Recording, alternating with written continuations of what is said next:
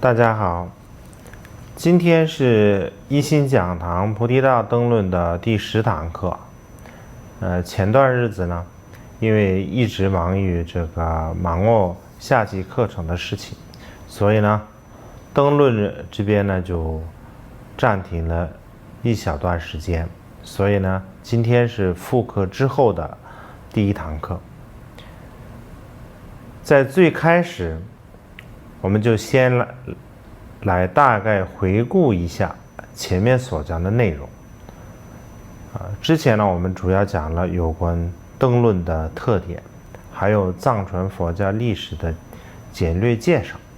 以及阿底峡尊者生平的一个略说。总的来说呢，藏传佛教呢大概可以分为2个时期：前弘期和后弘期。在后弘期的时候，位于阿里地区的拉喇嘛以西韦想要复兴佛法，所以呢有意迎请印度高僧阿底峡尊者入藏，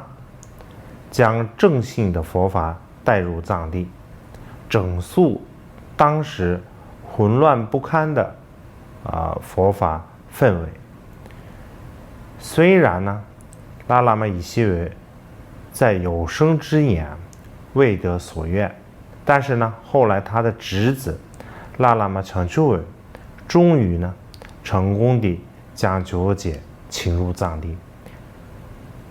并在他的祈请之下呢，尊者撰写了这部流芳百世的《菩提道灯论》。那么上堂课呢，我们就讲到了《菩提道灯论》的这个总科判，它是分为3大部分。第一个部分是论名之义，第二个呢是译者礼赞，第3呢是正文。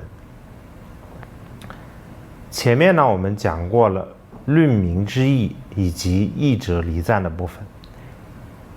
也就是敬礼文殊势力童子菩萨。这句呢不仅符合了古代藏地占卜所创立的译经要求，同时也表达了译者祈请佛菩萨的加持，能够可以圆满顺利地完成翻译工作。那么从梵云开始呢，直到译者礼赞之句，就正好是过去噶当派祖师波多瓦大师在讲解灯论的时候分为一座法来讲解的内容。接下来呢，我们开始讲第3大部分正文。按照科判呢，正文又分为以下几个部分：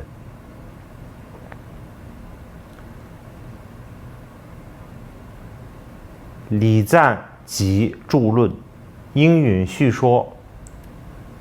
还有呢修行者3世夫的定义，还有呢修行方法，还有注论圆满结语。那么接下来就是礼赞及注论、因缘叙说。宋词是这样的：敬礼3世一切佛，即彼正法与众僧，应贤弟子菩提光，劝请善贤觉道灯。这句话用白话来说的话呢，就是说恭敬顶礼三世一切诸佛，他们所说的法和僧众，为了响应贤弟子菩提光的劝请，我将好好的点亮明灯，照亮通往菩提果位的道路。按照这个科判来说的话呢，这句偈颂包含了两部分内容，礼赞文和注论因缘叙说。首先呢，我们先来讲一讲这个礼赞文，也就是前半句敬礼三世一切佛，即彼正法与众生这一部分。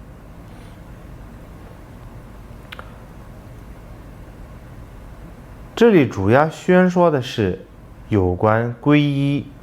顶礼三宝的内容。说到皈依呢，我们一定要了解佛法修行的第一步应该学到的第一个内容就是皈依。根据噶当派的传统一位具德的上师带领一名具气弟子的时候呢，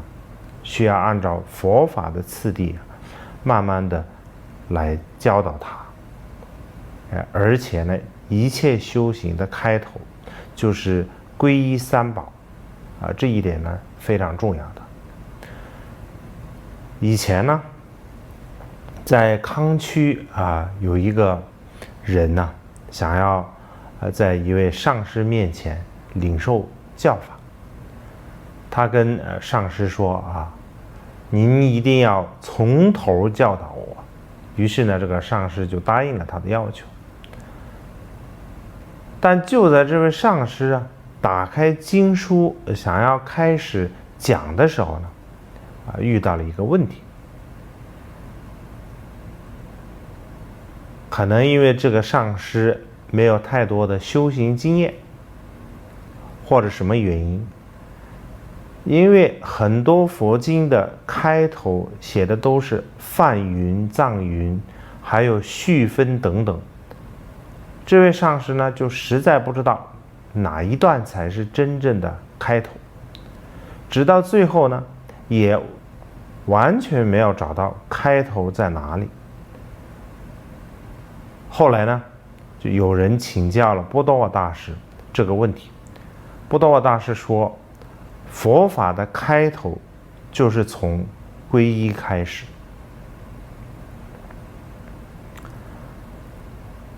那么在皈依之后第二步就是要顶礼三宝。所以呢，卓杰呢在全文的这个首句写到的就是顶礼三宝或者礼敬三宝。那为什么卓杰要最先写到顶礼呢？这里呢，我们要了解一下有关顶礼的两种必要。一方面呢，这符合了所有大德和圣者一贯的做法。另一方面呢，通过首句顶礼可以令所要开示或者将要去做的事情终得圆满，不至于在进行的过程中出现什么障碍、阻力，导致呢最后前功尽弃或者半途而废。为什么这么说呢？因为基本上在做善行的时候，尤其是比如说行持佛法、讲法、著书的时候总是会出现一些障碍。比如说我每次讲这些比较大的课程的时候，都会出现一些障碍。甚至有的时候呢一些佛行誓言呢会严重到让我们根本没有办法完成。这些障碍里面呢，其实很多都是由于福报、福气不够而造成的，或者也可以说是曾经的一些恶因而导致的恶果现前。所以呢，想要避免或者说消除这些恶果、障碍等等之类的问题，唯有通过累积自己的福德，增长福气，来化解和消除，从而呢，使我们想要做的事情顺利圆满的完成。那顶礼礼赞三宝，实际上就是在累积福报。这种方法呢，其实就是通过自然规律，或者说是缘起的力量、因果与缘起的道理来达成我们的目标。那顶礼的对象又是谁呢？就是三宝。通常在佛教当中呢，无论我们要去做什么事情之前呢，第一步要做的事情都是皈依三宝然后在礼拜和供养了三宝之后呢，才正式开始去做我们想要做的事情。基本上这是所有佛教宗派都通用的一种规矩和做法。说到顶礼呢，据说阿底峡尊者他有一尊小佛塔，他平时呢都会随身携带，然后呢，每遇到一点点这个令他不安或者不知所措的时候呢，他都会拿出小佛塔，然后呢，在他面前献供祈祷，之后呢，他的心里呢就马上就会觉得比较踏实和放心。所以呢，直到今天呢，九姐事业的影响和这种流布有多么广大和深远，是我们每一个人都有目共睹的。不管是他写的著作也好，还是其他的任何佛行事业，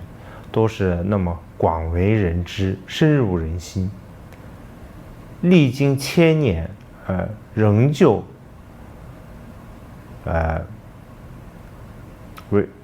为人传颂这一切都是证明了他的所作所愿全部如他所希望的一般圆满实现。当然呢，这不仅仅是尊者自身的力量和加持，同时呢，也是他不断的祈行三宝、供养三宝、累积福报的实际证明。而九姐的这种对三宝的这种信心，是建立在全方位的、透彻的了解三宝功德的基础上，通晓有关三宝的所有知识的情况下，才升起的一种全然的信心。不是像我们这样只是比较表面的，没有深入学习的那种，经不起太多的考验，甚至呢还有一点情绪化的信心。九姐的信心的那种层次深度和这个质量，都是我们应该去学习和效法的。那话说回来九姐为什么要在首句写下对三宝的礼赞呢？刚才我们虽然讲了这个顶礼的两种必要，但是呢，其实我们也可以把这句礼赞理解为尊者对我们后人发出的一种指引，或者说这就是九姐教给我们的口诀。所以说在灯论之礼的第一句，九姐就把礼赞写在最前面，就是为了能够帮助我们了解到这一点。下面呢，我们就来逐字逐句的去解释一下这句礼赞文。首先呢，这里说敬礼三世一切佛，在藏文的译本里面啊，一切佛用的词是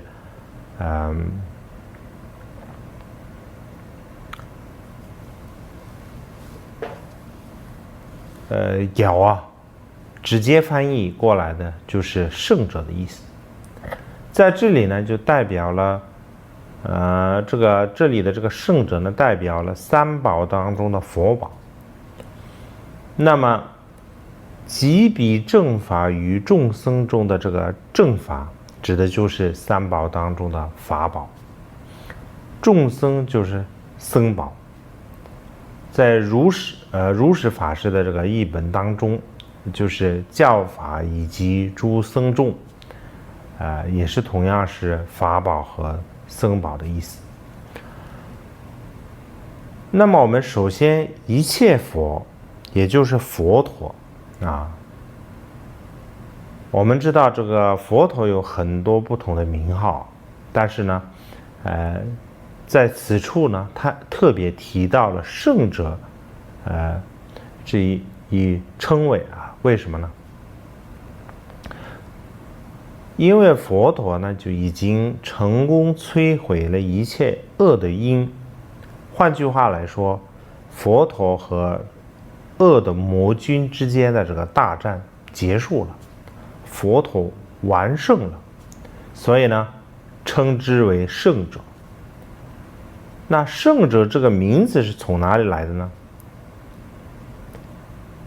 在根本说一切有部毗那言里面讲到啊，佛陀成佛之后呢，想去瓦拉纳西鹿野苑出转法轮的时候，途中呢就遇到一位名为清净的外道，他看到佛陀诸根端正清净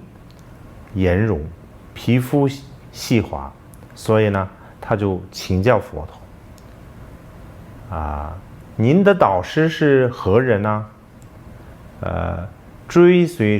谁而出家的呢？领受谁的法教的呢？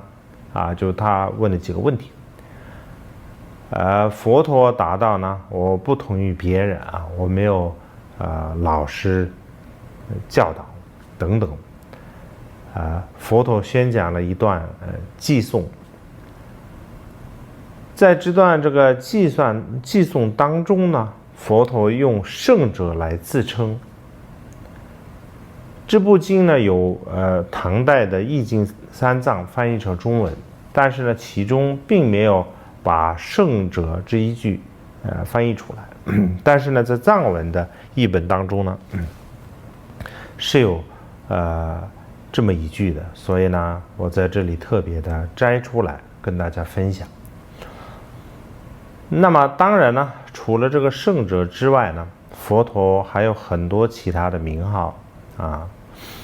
他们都是从不同的角度来形容佛陀的。比如说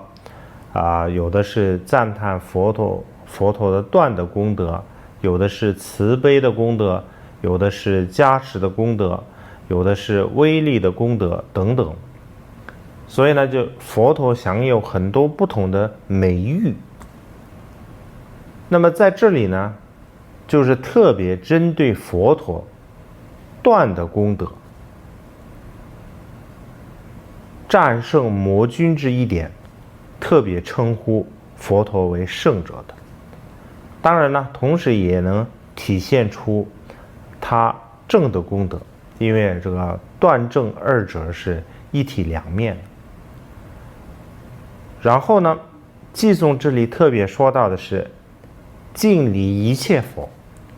这个一切的意思就是说，这里不只是针对释迦牟尼佛释迦牟尼一尊佛来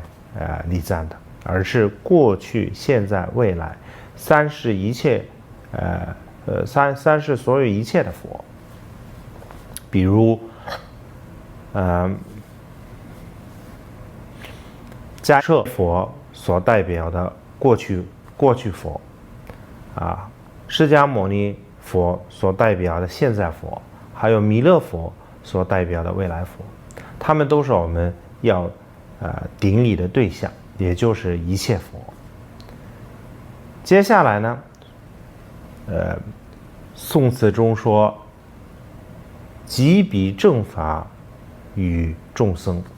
里面提到了三宝当中的第二个法宝。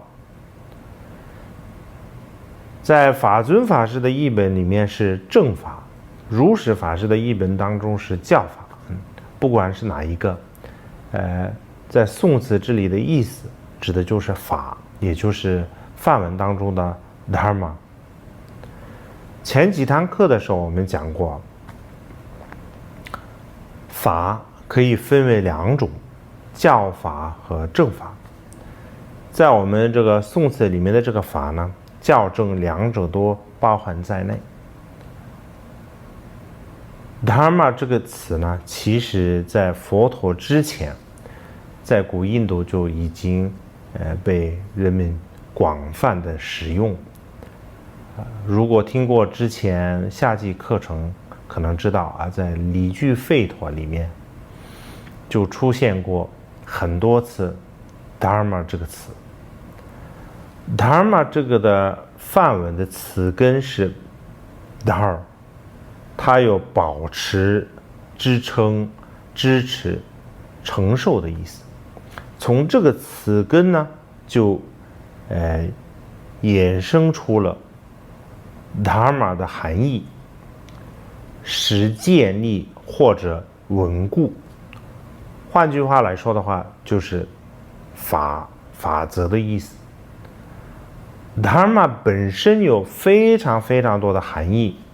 很多西方的学者呢就都尝试过把这个词呢翻译成，比如英文、德文、法文等等，但到现在呢都没有一个定论，一直存在很多争议。但是呢 Dharma 这个词在很早之前就传入了中国，被译作法。古译里面呢也被译作达摩、或者陀摩，或者檀摩等等。达摩这个法是包含万事万物的，无论它有多大多小，无论有没有形状，是真实存在的还是虚拟的，无论是事物本身还是事物的道理，都包含在这个法当中。唯识论中有提到，法谓轨持，轨谓轨范，可生误解，持谓认持，不舍自相。唐代唯识高僧普光所写的俱舍论光记中也提到说，是法名有二，一能持自性，为一切法各守自性，如色等性常不改变；二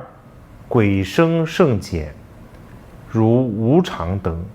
生人无成等劫。这里的这个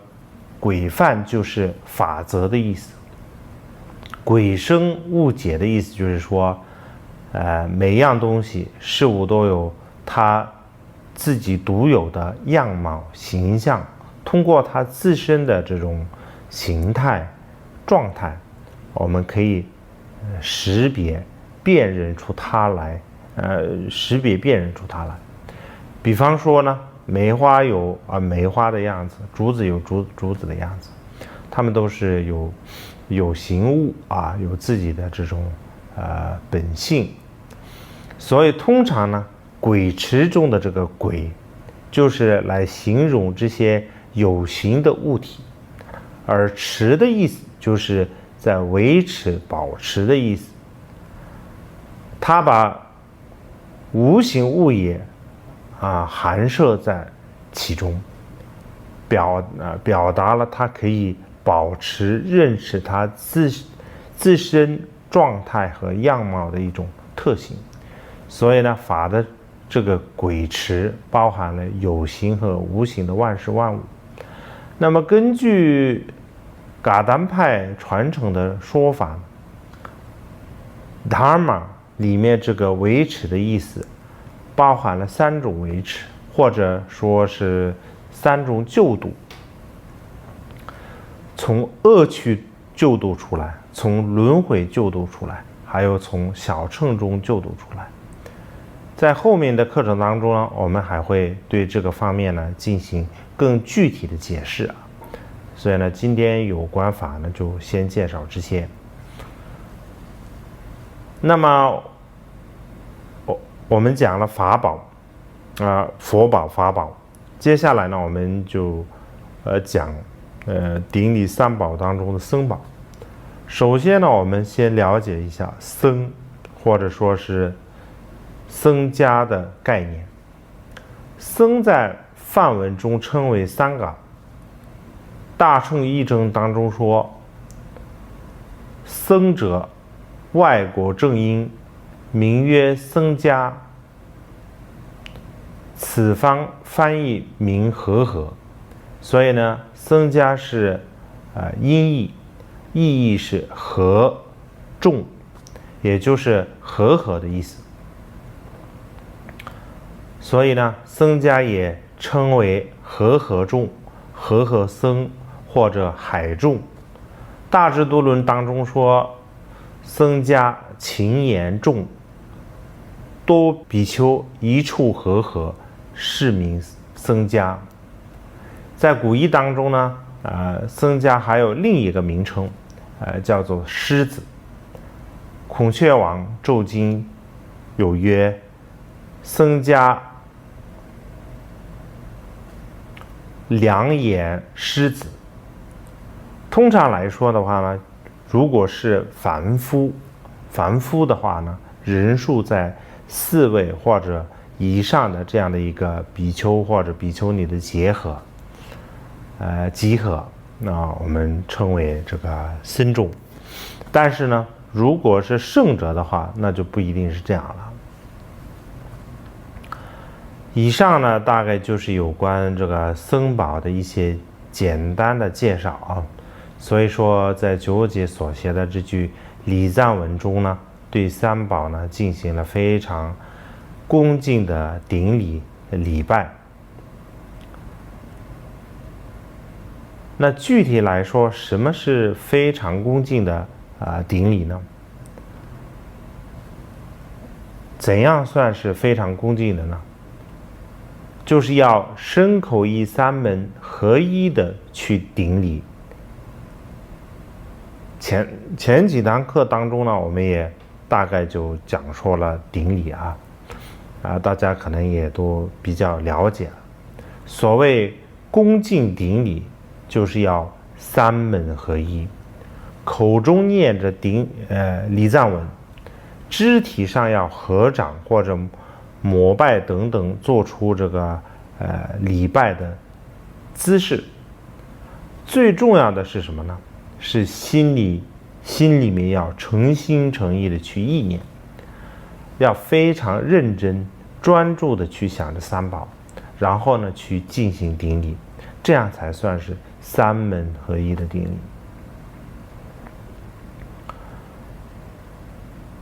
所以我们可以想象九姐到这个藏地的时候已经是年过半百，应该差不多是已经有60多岁了。但是呢，他在礼拜的时候呢，身体依然是站得非常直，姿势非常的标准。然后呢，双手举过这个头顶进行礼拜。据说呢，因为年事已高他在礼拜的时候呢，就小腿呢都忍不住这个颤抖，但是呢，他还是坚持顶礼，连求解这样的尊者都如此的去顶礼行持。所以呢，我们为了可以累积福德，也都应该要同样的方式和状态去好好认真的去做好这个顶礼。所以说卓杰在这个宋词这里呢，开篇就礼赞三宝，其实是在开门见山的教给了我们一个口诀，就是说我们在做任何事情之前都应该先对三宝礼拜、供养和祈请，这样的话呢，我们的这个心愿就会实现这就是卓杰教给我们的一个道理。就算是最终这个心愿未能达成这样做也是十分正确和必要的。为什么这么说呢？以前有这么一个故事，这个噶当派著名格西纽苏巴的这个寺院里面有一位僧人和来自这个朗汤巴大师的寺院的一位僧人，两人呢结伴而行，在穿过潘布果拉山口的时候，由于呢这个地方呢经常会出现强盗，所以呢两人就盘算着应该要如何应对。这时候呢，这个纽苏巴寺院的那位僧人就做了一些夺马想要献给护法，希望呢就自己不会遇到强盗。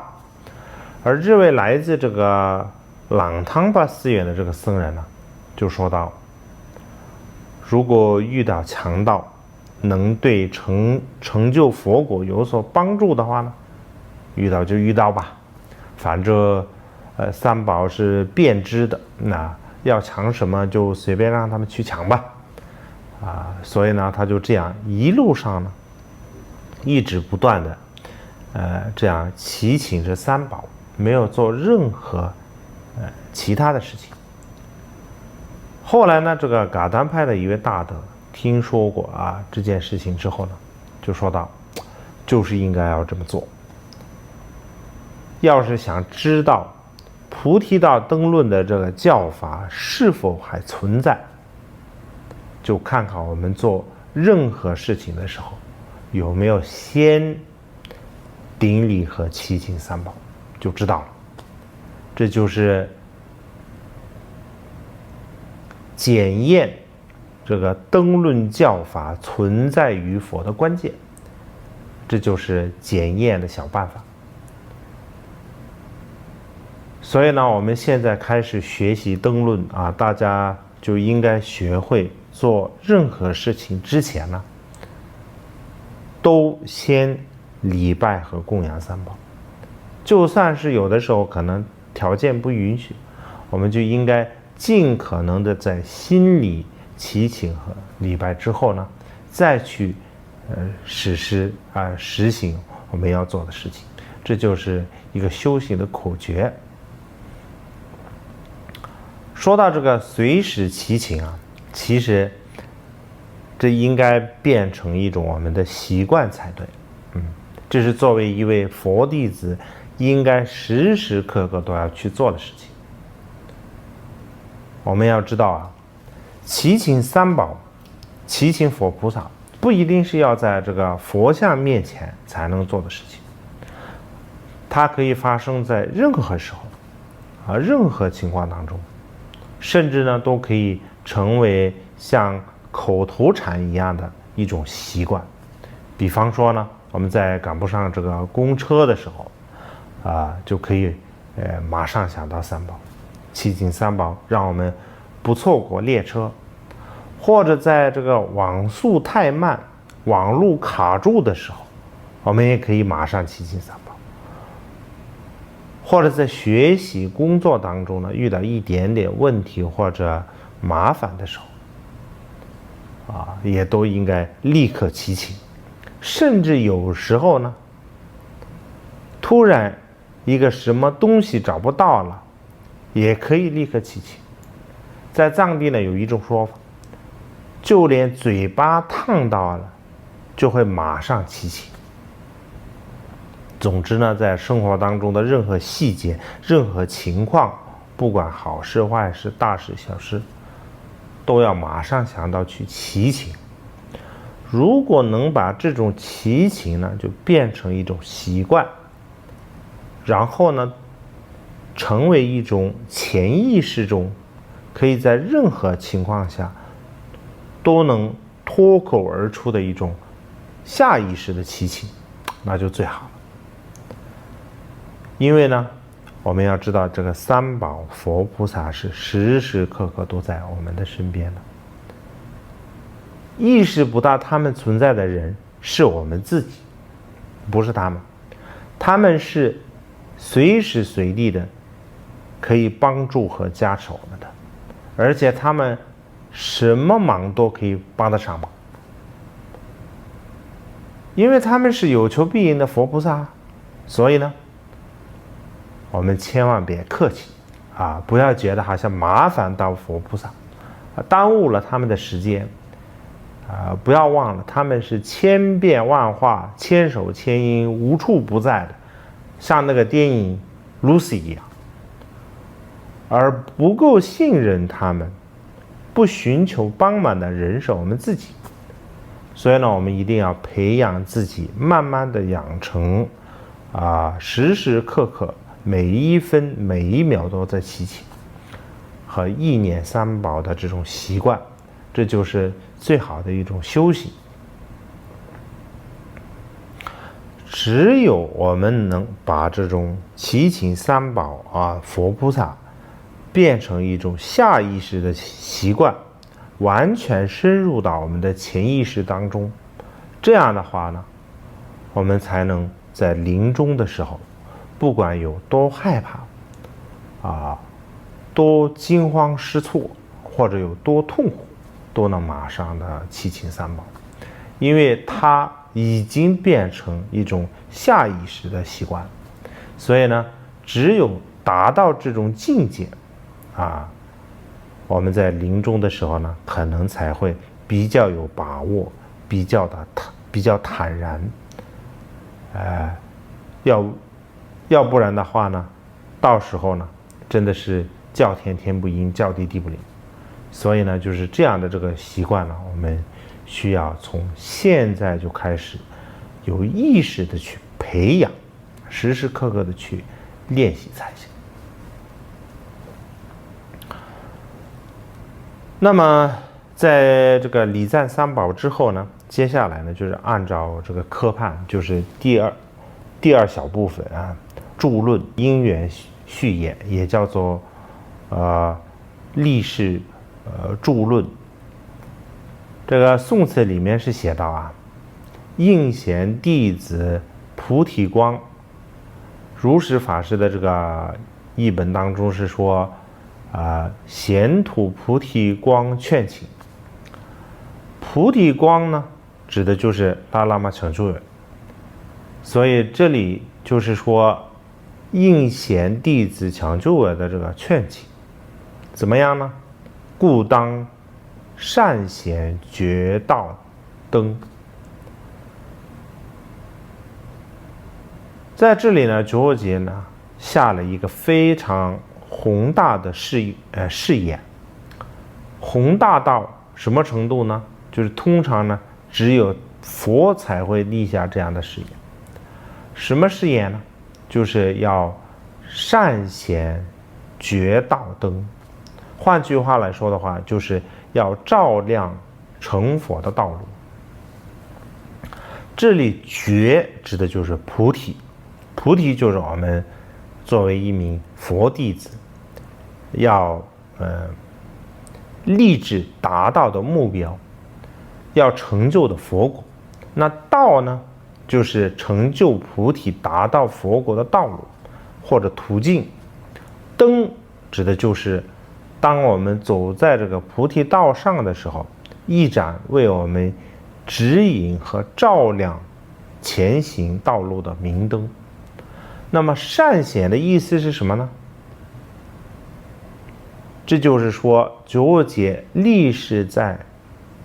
这里呢，点亮一盏非常明亮的灯。要注意啊，这不是一般的灯，是非常明亮、非常光明的灯。换句话来说的话呢，九节立是要写下这一部能够完全照亮菩提道的指南书，也就是一部把通往菩提的这一条路讲解的非常完整、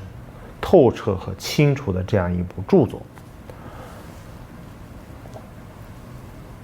在藏文的这个译本当中有的时候会出现一个误解，这里的重点是九节要照亮的是菩提道，而不是要照亮菩提道上的灯。如果是照亮菩提道上的灯的话呢，那这部论点就变成了灯论的注释，而灯论本身就是根本颂原文，而不是一部注释。所以呢，这里的这个善显觉道灯，指的就是点亮能够照亮菩提道的灯。总的来说的话呢，九节要照亮的是通往菩提的这个道路，也就是成佛的这条道路。那么要如何去照亮呢？虽然呢灯论篇幅不长言简意赅，言简意赅，但是呢，就是它的这个光芒却照射到了整个大乘、小乘以及三藏里面的所有的内容。那这又是怎么做到的呢？在修行成佛的这个过程当中呢，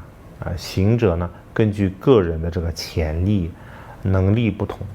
通常呢可以分为三类，也就是我们常说的这个上中下三士夫。有关这个三士夫的这个介绍呢，下节课呢我们就会细讲那么在灯论里面，关于下士夫和中士夫都各只用了一句颂词来进行解说。仅仅这两句颂词就涵盖了整个小乘当中所有三藏的内容。然后呢，这个灯论基本上灯论基本上后面的所有的这个颂词都是为了照亮大乘之路而点亮的这个明灯。所以呢，这个灯论可以说是一部完整涵盖所有三藏根本内容的总摄，一把三藏的钥匙。虽然呢文字上看起来呢非常的这个精简浓缩，但是呢内容却是非常的庞大，可以说是精辟的语言。所以呢可以说是这个精辟的语言当中呢就包含了这个海量的这个知识。比如说从修行次第的角度来说的话呢，在讲到这个资粮道的时候，他点亮了文思智慧的明灯；在讲到这个加行道的时候呢，他点亮了禅修智慧的明灯；在见道的部分呢，又通过点亮现证的明灯来照亮见道之途。就这样灯论成为了一部涵盖所有三藏根本内容的一种总摄。所以呢，我们不难看出九节立下了这么一个宏大的誓言，它是照亮通往菩提的这个道路。这不是佛的誓言吗？这好像是佛能做到那这么大的这个誓言，九节有这个条件或者有这个资格来做到吗？或者说是他有这个能力吗？那九节他当然可以。为什么这么说呢？首先呢，他自己是一名政务者、成就者。此外呢，我们之前也讲到过啊，他具备了撰写论点的3大条件。这3个条件里面的一个条件都不是一般人都能轻易做到的，所以呢，就求解释当然有这样的能力和资格来立下这样的一个宏愿，而且事实也证明他做到了。不仅如此呢，求解本人也具备了很多其他伟大的功德啊。之后有机会的话，在课程当中呢，我们会再一一细讲。那话说回来啊，是什么原因能够让求解下定决心立誓来点亮这盏明灯的呢？就是因为这个贤徒菩提光的劝请，在贤弟子抢救尔的这个敦促之下呢，求解就写下了这部著作。那为什么求解称抢救尔为弟子呢？而且是贤弟子呢？因为抢救尔在求解这里得到了法的恩泽，所以称为弟子，而且他是一位非常具气的弟子，所以称为贤或者善。具气的弟子呢，就简单来说的话，就是合格的、有资质的、有能力、潜力，而且符合条件，值得去培养的这样的一位弟子。过去噶当派大师有2种说法来解释贤弟子，一种是说那些能够通过依教奉行而让上师欢喜的弟子称为贤弟子，另一种说法呢，是把那些所有人都很尊敬、人们交手称赞的弟子称为贤弟子。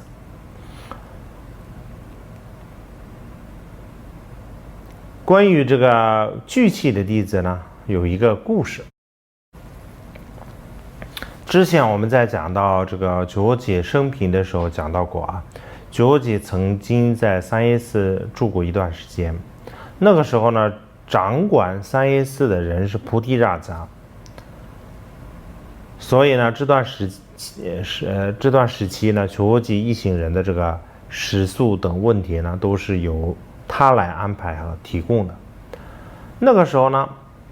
他就想，觉解这么崇敬往昔的这个占卜，而自己呢又是他们的后代，出于这个虚荣心呢，他就希望能够从这个觉解那里呢听到一些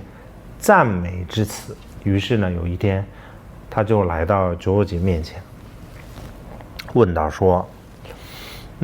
为什么我向你礼拜的时候呢，您就算是在盘坐，也会马上站起来向我回礼呢？而且据说抢救尔向你礼拜的时候呢，您却没有站起来回礼，这是怎么一回事情呢？菩提รา扎这么问啊，估计是就希望听到一些回答，让觉解说出他比抢救尔更胜一筹之类的这种赞美之言。那么觉解听到他这么一问就回答道您是藏地的国王，如果不回礼，在别人眼里呢就会像我是不懂礼数的样子。觉解这个菩提รา扎听后呢，就是又问道那抢救尔也是占卜的后代他在礼拜的时候您却没有站起来。觉解说，抢救尔是我的弟子。那菩提รา扎就马上追问道，我也不是你，我不也是你的弟子吗？觉解的听到之后呢，就刚开始就并没有说什么。过了一小会儿呢，只是说了几句是惭愧之类的话，啊，就敷衍了过去，也并没有具体说什么。后来呢，这个噶当派的大德们呢是这样来解释的：对卓杰来说的话呢，成就可以说是一名名副其实的弟子，所以呢，卓杰呢就完全不需要看他的面子，看他的脸色，可以非常自在、舒服，想做什么都可以。而对于菩提拉扎呢，卓杰就会觉得比较生分，无法感到完全的放松，总是心有这种忌惮。这是什么意思呢？作为一名弟子啊，不能让人有害怕的感觉，让人总想着跟他保持距离啊，给人一种提心吊胆或者说是担惊受怕的那种感觉。尤其是不能让上师觉得得要这个时时刻刻都小心翼翼的相处，这样的话呢，那上师就没有办法跟他建立起真正的师徒关系。这点是非常重要的，也是非常有深意的。如果大家都可以自己心里仔细想一想，体会一下，可能就会慢慢会明白。不管怎么说呢，如果上师对弟子一直都怀着一种不能完全放松，总是有所忌惮有所顾虑的这种心情的话呢，就没有办法建立起一种能够成就解脱的师徒关系。比方说呢，马尔巴对米勒热巴就完全没有顾忌，心里不需要有任何的忌惮任何顾虑，他想要怎么对待米勒热巴都可以。而且呢，米勒热巴也是全然的接受，理性感性上都欣然接受。那么在这样的这个情况之下呢，他们师徒二人的就建立起来了真正能够起到作用，真正能够实现解脱的这样一种师徒关系。这是非常关键的，也是需要我们每一个人都在面对自己上师的时候，尤其是想要建立真正师徒关系的时候需要自己去揣摩、体会和用心观察的。话说回来我们接着说这句卓吉所写的这个著论因缘叙说。由于灯论是在抢救尔的劝请之下而撰写的，再加上呢，当时呢藏族人本来就对这个抢救尔信任有加，所以这样一来呢，所有的藏族人更对这个灯论深信不疑，而且非常恭敬的去对待和学习。由此呢，我们也能看得出，在这个领受教法的时候，要看这个祈请者是谁，也是十分重要和关键的好吧，就今天我们就先讲到这里，我们就下周再见，谢谢大家。